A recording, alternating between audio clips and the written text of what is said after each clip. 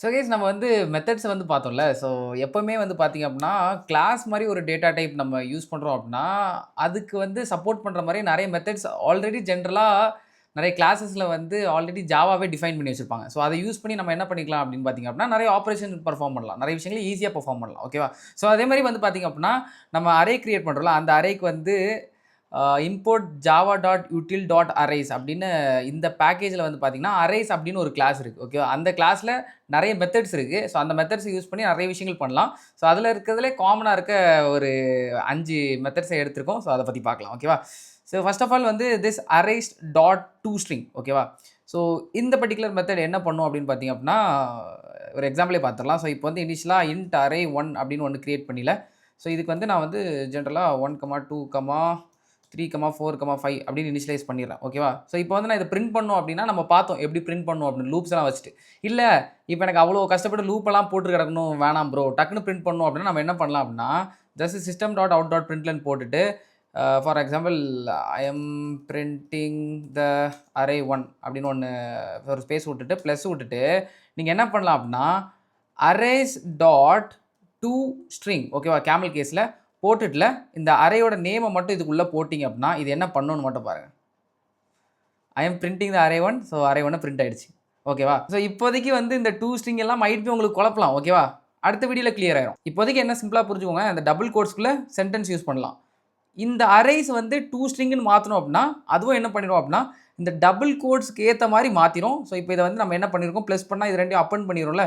So அப்பன் பண்ணிடுச்சா? ஓகேவா? அந்த toStringன்னு போட்டால் டபுள் கோட்ஸுக்குள்ளே ஒரு சென்டென்ஸை இந்த அரே வந்து ஒரு சென்டென்ஸாக மாற்றிடும். ஓகேவா? இதை மட்டும் நீங்கள் ஞாபகம் வச்சுக்கோங்க. இதுக்கப்புறம் அடுத்த பாகத்தில் ஸ்ட்ரிங்ஸில் ரொம்ப தெளிவாக பார்க்கலாம். ஓகேவா? இப்போதைக்கு இது வந்து இந்த மெத்தட் வந்து நீங்கள் எதுக்கு யூஸ் பண்ணலாம், திடீர்னு ஏதாவது ஒரு இஷ்யூ ஆயிடுச்சு, அப்போ அரையில் என்ன இருக்குன்னு பிரிண்ட் பண்ணி பார்க்கறதுக்கு டப்புன்னு பிரிண்ட் பண்ணி பார்க்கணும்னா லூப்பெல்லாம் போட்டு கிடக்கனால அதை நீங்கள் இதை யூஸ் பண்ணிடலாம்.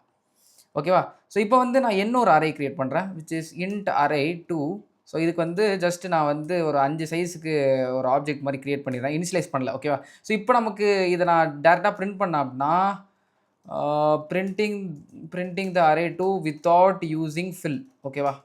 ஃபில்னா என்னன்னு பார்க்கலாம். ஸோ அரே 2 பிரிண்ட் பண்ண அப்படின்னா இனிஷியலாக என்ன இருக்கும் நமக்கு நல்லா தெரியும், 0 இருக்கும். ஸோ நல்லா பார்த்தீங்க அப்படின்னா printing the array 2 without using fill. So டேரெக்டாக அரே 2ன்னு போடக்கூடாதுல, அரே டாட் toString யூஸ் பண்ணி போட்டால் தானே பிரிண்ட் பண்ண முடியும். ஸோ இப்போ அரே டாட் toString யூஸ் பண்ண அப்படின்னா இது வந்து ஸ்ட்ரிங்காக மாற்றிடும், ஐ மீன் சென்டென்ஸாக மாற்றி இது கூட அப்பன் பண்ணிடும். இப்போ பார்த்தீங்க அப்படின்னா எல்லாமே இனிஷியலாக 0வாக இருக்குது. இப்போ சில பேருக்கு வந்து எனக்கு இனிஷியலாக எல்லாமே 0 இருக்கணும்னு அவசியம் இல்லை ப்ரோ, -1லேருந்து ஸ்டார்ட் ஆகும்னு நினைக்கிறேன் அப்படின்னு நினச்சிங்க அப்படின்னா அதுக்கு தான் இந்த மெத்தட் இருக்குது, அரேஸ் டாட் ஃபில். ஓகேவா? ஸோ கைஸ் இந்த அரேஸுங்கிறது நான் சொன்ன மாதிரி அது வந்து ஒரு கிளாஸு, ஒரு பேக்கேஜில் இருக்க கிளாஸு. ஸோ அந்த பேக்கேஜை மேக் ஷூர் நீங்கள் இம்போர்ட் பண்ணணும். ஜென்ரலாக நீங்கள் இன்டெலிஜி யூஸ் பண்ணிங்க அப்படின்னா நீங்கள் பேசிக்கலி இந்த மாதிரி என்ன ஃபங்க்ஷன் யூஸ் பண்ணாலும் அந்த ஃபங்க்ஷன் வந்து அந்த கிளாஸ் வந்து மேலே அது தன்னால் இம்போர்ட் ஆயிரும். பட் இல்லைனாலும் இன்கேஸ் நான் சொல்கிறேன். ஸோ இப்போ எப்படி ப்ரோ இந்த toStringலாம் ஆப்ஜெக்ட் கிரியேட் பண்ணாமே இந்த கிளாஸ்க்கு யூஸ் பண்ணுறீங்க அப்படின்னா அப்போ என்ன பார்த்தோம், ஸ்டாட்டிக்னு பார்த்தோம். இப்போ பாருங்கள் இதில் ஸ்டாட்டிக் கண்டிப்பாக இருக்கும். பாருங்கள் பப்ளிக் ஸ்டாட்டிக். ஸோ அப்போ அதுக்கு வந்து ஆப்ஜெக்ட் கிரியேட் பண்ணணும்னு நெசசிட்டி இல்லைல்ல, அவ்வளோதான், as simple as that. So இப்போ வந்து நம்ம டேரெக்டாக இந்த அரேஸ் டாட் ஃபில் பார்த்துடலாமா. இந்த அரேஸ் டாட் ஃபில் வந்து கொடுத்துட்டு என்ன அரேயை வந்து நீங்கள் ஃபில் பண்ணுமோ அந்த அரே இதில் போட்டுட்டு ஸோ அதுக்கப்புறம் என்ன வேல்யூ டு ஃபில் பண்ணணும் அந்த இதை நீங்கள் போடணும். ஓகேவா? ஸோ அப்போ சிம்பிளாக நான் என்ன பண்ணிடுறேன் அப்படின்னா அரேஸ் டாட் ஃபில் கொடுத்துட்டுல அரே 2ன்னு கொடுத்துட்டு இதில் வந்து எனக்கு இனிஷியலாக -1 வச்சுக்கோப்பா அப்படின்னு சொல்லிட்டு நான் போட்டுறேன். ஸோ இப்போ வந்து நான் இதை பிரிண்ட் பண்ணி பார்க்குறேன் பாருங்கள். Printing the array 2 with using fill. Okay, ஒரு ஸ்பேஸ் விட்டுருக்கேன் ப்ளஸ் அப்புறம் arrays dot toString of whatever array 2. இப்போ பிரிண்ட் பண்ணுறேன் பாருங்கள். பார்த்தீங்களா? Printing the array 2 with using fill. So இப்போ இது வந்து இனிஷியலாக எல்லாத்துக்கும் -1 போட்டுச்சு. ஸோ உங்களுக்கு ஏதாச்சும் வந்து இனிஷியலாக அதை க்ரியேட் பண்ணும்போது வேறு ஏதாச்சும் 0 வேறு ஏதாச்சும் வேல்யூ ஃபுல்லாக நிறச்சி க்ரியேட் பண்ணோம் அப்படின்னா நீங்கள் வந்து இந்த ஃபில்லை யூஸ் பண்ணிக்கலாம். அதுக்கப்புறம் வந்து அரேஸ் டாட் ஈக்குவல்ஸ். ஓகேவா? இந்த அரேஸ் டாட் ஈக்குவல்ஸ் என்ன பண்ணோம் அப்படின்னா 2 அரே ஜென்ரலாக ஈக்குவலாக இருக்குமா அப்படின்னு செக் பண்ணோம். ஓகேவா? ஸோ இப்போ வந்து நான் குயிக்காக இந்த இதை வந்து எல்லாமே -1 மாற்றிடுறேன். ஏன்னா 2வது அரேலையும் வந்து -1 தானே க்ரியேட் பண்ணியிருக்கோம், எல்லாத்தையுமே -1 இனிஷியலைஸ் பண்ணுறோம்ல.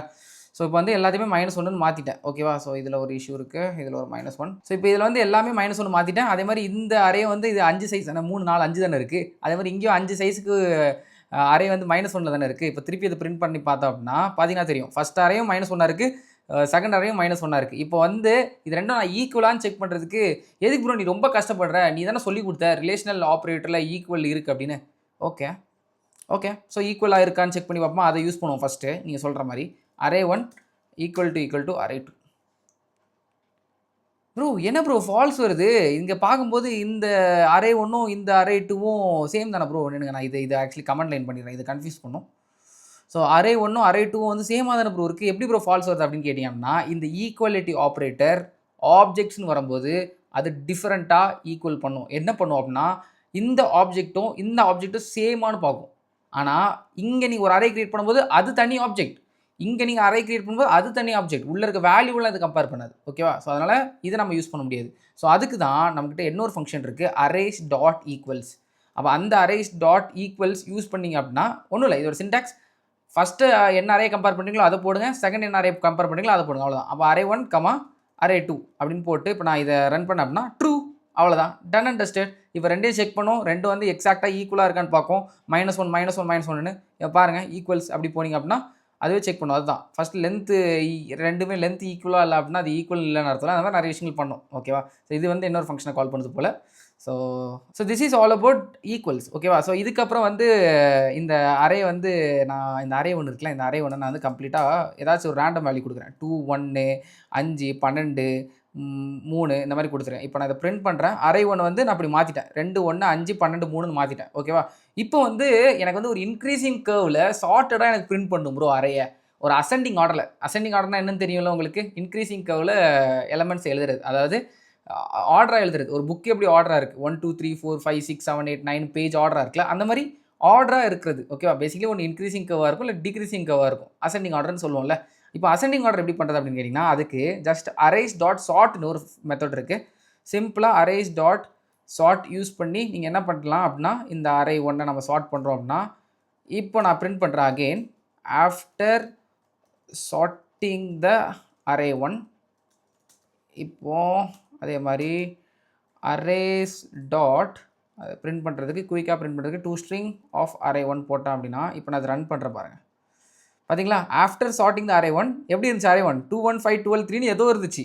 கிளம்ஸியாக ஒன்று ஃபஸ்ட்டு வந்து 2 இருக்குது, அப்புறம் டக்குன்னு கீழே வந்துருச்சு 1ன்னு, அப்புறம் திருப்பி 5ன்னு போயிடுச்சு, திருப்பி 12ன்னு போயிடுச்சு, அப்புறம் திருப்பி அப்படியே கீழே வந்துருச்சு 3. ஓகேவா? இப்போ சார்ட் பண்ண பிறகு பாருங்கள், எல்லாமே சார்ட் ஆகிடுச்சா? ஃபஸ்ட்டு 1 இருக்குது, அப்புறம் 2 இருக்குது, அப்புறம் 3 இருக்குது, 5 இருக்குது, 12 இருக்குன்னு ஒரு இன்க்ரீசிங் கர்வில் போதா? So that's how it is. இதுதான் சார்ட். ஓகேவா? ஸோ அதுக்கப்புறம் லாஸ்ட்டாக என்ன மெத்தட் இருக்குது அப்படின்னு பார்த்தீங்கன்னா, காப்பி. ஸோ வந்து ஒரு அரே நீங்கள் க்ரியேட் பண்ணுறீங்க, அந்த அரே வந்து இன்னொரு அரேயோட காப்பி எடுத்து நீங்கள் க்ரியேட் பண்ணணும், அதில் இருக்க வேல்யூ அப்படி இங்கே காப்பி எடுத்து க்ரியேட் பண்ணணும் அப்படின்னா நீங்கள் பேசிக்கலி இந்த காப்பி ஆஃப் யூஸ் பண்ணலாம். இதோட சின்டாக்ஸ் என்ன அப்படின்னு பார்த்தீங்கன்னா, அரேஸ் டாட் காப்பி ஆஃப்னு போட்டுட்டு என்ன அரே நீங்கள் காப்பி பண்ணணுமோ அதை போட்டுட்டு அதில் எத்தனை சைஸு, இப்போ 3ன்னு கொடுத்தீங்கன்னா 3 எலமெண்ட்டை மட்டும் காப்பி எடுத்து தரோம். இப்போ 5ன்னு கொடுத்தீங்க அப்படின்னா 5 எலமெண்ட்டை மட்டும் காப்பி எடுத்து கொடுக்கும், அந்த மாதிரி. ஓகேவா? ஸோ இப்போ வந்து நம்ம ஃபுல் எலமெண்ட்டையும் காப்பி பண்ணலாம் அப்படின்னு பார்க்கலாம். ஓகேவா? இந்த அரே ஒன்று இருக்குல்ல, அதை காப்பி பண்ணலாம். ஸோ அதுக்கு இன்ட்டு array3ன்னு ஒன்று க்ரியேட் பண்ணிக்கிறேன். ஸோ ஈக்குவல் டு ஜஸ்ட் நான் என்ன பண்ணலாம், டேரெக்டாக காப்பி எடுத்துடலாம். அரேஸ் டாட் காப்பி ஆஃப் இந்த ஃபங்க்ஷனை யூஸ் பண்ணிட்டல, இதில் வந்து எந்த அரேலேருந்து காப்பி எடுக்க போகிறோம்? அரே ஒன்றில் இருந்தானே, அப்போ அரே ஒன்றை போட்டுட்டு, ஸோ இப்போ வந்து இதோட சைஸ் என்ன மொத்தமாக தானே, ஸோ அப்போ மொத்தமாக காப்பி பண்ணும்போது அதோட லென்த்தே நான் போட்டுடலாம்ல, அரே ஒன் டாட் லென்த்துங்க யூஸ் பண்ணிடலாம்ல இந்த ப்ராப்பர்ட்டியை. இது யூஸ் பண்ண அப்படின்னா இப்போ நான் பிரிண்ட் பண்ணி காட்டுறேன் பாருங்கள். Dot after copying the array3 looks like போட்டுல ப்ளஸ் அரேஸ் டாட் toString போட்டால் பிரிண்ட் பண்ணிடலாம். we know that array3 அப்படின்னு போட்டு இதை ரன் பண்ண அப்படின்னா இப்போ பாருங்கள், array3யும் அப்படியே அரே ஒன் என்னதோ அப்படியே காப்பி ஆகிடுச்சா? அரே ஒன் இந்த இடத்துல ஷார்ட் ஆகிடுச்சு. அரே ஒன் ஷார்ட் ஆகி 1, 2, 3, 5, 12 இருக்குது. இப்போ ஷார்ட்டான அரே ஒன் அப்படியே அரே3ல அப்படியே காப்பி ஆகிடுச்சா? ஸோ இப்போ ஒருவேளை எனக்கு வந்து 3 மட்டும் தான் காப்பி பண்ணோம் அப்படின்னா ஃபைன், -2ன்னு போட்டால் இருக்கும்ல, -2ன்னு போட்டோம் அப்படின்னா மொத்த லென்த்துக்கு -2னா அது 3 தானே.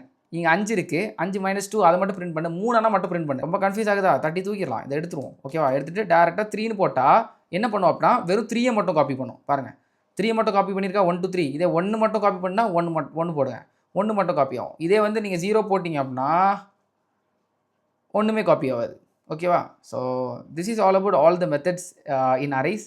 அடுத்த பாகத்தில் வந்து ஸ்ட்ரிங்ஸ் அப்படிங்கிறத பார்க்க போகிறோம். அதுவும் ஒரு அரே தான், பட்டு கொஞ்சம் டிஃப்ரெண்ட்டாக இருக்கும். அடுத்த பாகத்தில் சந்திக்கிறேன்.